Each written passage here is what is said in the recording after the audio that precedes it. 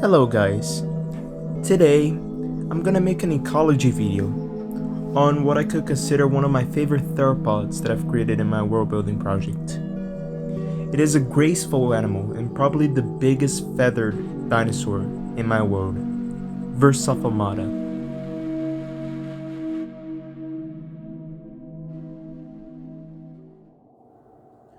The Versafomata is a theropodal dinosaur and probably the largest fully feathered dinosaur there is. There are probably still some feathered dinosaurs that are bigger than Versafomata, but none of them have like a fully feathered body like a bird or a dromaeosaurid.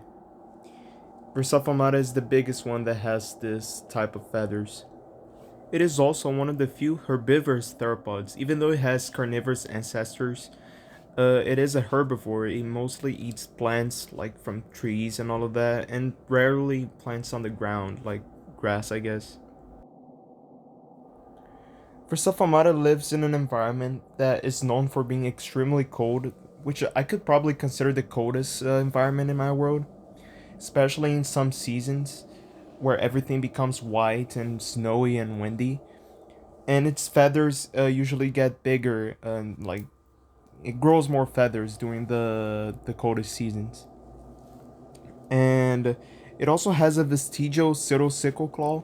That's because Versafamata evolved from like some sort of lineage of dromaeosaurids that started to become omnivores and eventually herbivores. And it also has horns similar to a ram. That's because it obviously uses it in fighting, like for females and just to defend itself. And a curious thing that I did not point out on this drawing is that Versafamata and like this whole family of theropods that it's a member of, they have some sort of movable ears similar to mammals, which is still a mystery and definitely not a design choice to make the Versafamata look more interesting. Versafamata is a herd animal, and it lives similarly to goats and cows and all those herd animals we know about, especially goats. As we can see from Versafamata's skull, it has the bone structure of the horn, the bone base, which is covered in keratin. And it also has clearly herbivorous teeth. What is interesting though is that differently from pretty much all theropods, it developed a very complex jaw that can chew, which is almost unimaginable for theropodal dinosaurs. That's because it eats plants and because overall it has a very mammalian head, because it's definitely not a design choice. And like I have probably mentioned before, Versafamatas, just like rams, they fight a lot among each other, especially males for females and all of that. They headbutt each other and pretty much try to knock the other down on the floor. But they rarely kill each other. It's very rare for this to happen because it's basically just for mating. It isn't like a life or death situation. Whenever Safamata is born, they're usually much smaller than their parents, like pretty much every baby dinosaur. And their wool usually don't have the browns and beiges that the parents have. They usually pretty much just white. What is interesting about baby Versafamata is that compared to their parents, they actually have a true sickle claw like a dromaeosaurid. That's probably because the baby Versafamatas, they're really small. They don't have the horns. They don't usually have the strength that their parents have, and that's probably their main method of defense. Oh, and here's of course a size comparison between a baby Versafamata and a human and their adult form.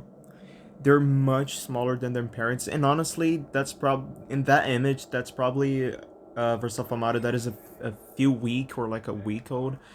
When they're born, they're much smaller than that because their eggs, just like most theropod dinosaurs, are pretty small.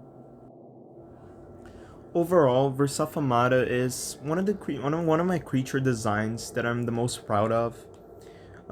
Especially took I'm not sure what was the exact inspiration when I was creating at the time. It was originally surprisingly was going to be a carnivorous at the time when that dinosaur I created called Bosmatus, that stupid son of a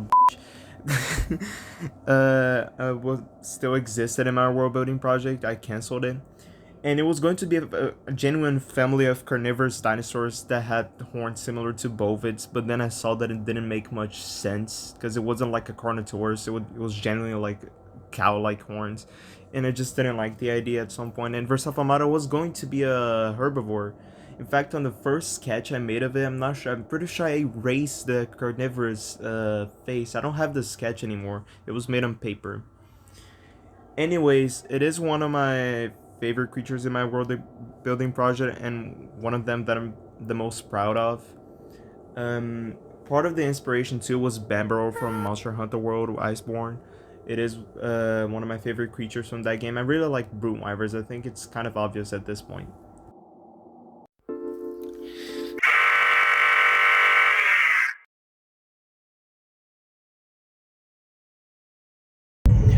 During the coldest seasons, it is extremely hard to find good vegetation. This can push some starving Versafamatas to embrace their carnivorous ancestry and do what not even a Capros does: cannibalism of older and weaker individuals.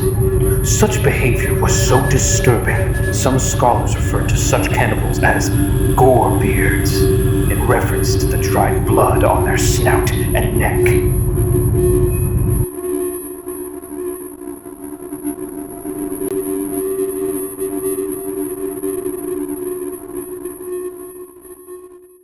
Boo.